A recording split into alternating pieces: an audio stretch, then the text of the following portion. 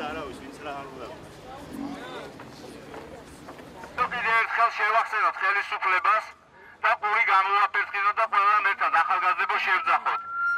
კრიმინალური ხელისუფლება, რომელიც არის სათავეში დღესდღეობით და მათი წასული ჟამი მოახლოებულია და 1 ოქტომბერს სწორედაც ეს ხელისუფლება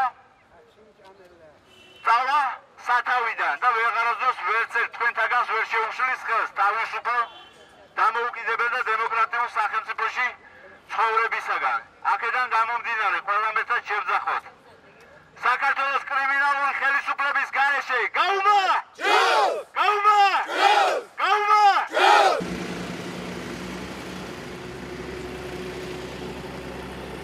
ეს არის თვითმმართველობის შენობა, სადაც განთავსებულია როგორც გამგეობა, ისე საკრებულო.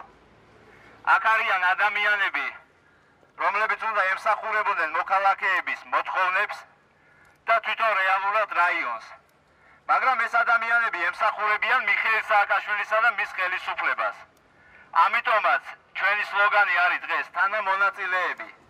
თანამონაწილეები არიან თითოეული უბედურების, რაც თავს დაატყდა საქართველოს 2003 წლიდან, როდესაც კრიმინალი მიხეილ სააკაშვილი და მისი გუნდი მოვიდა ხელისუფლებაში. მარტვილს გოროზიების გარეშე გაუმა! გაუმა! გაუმა!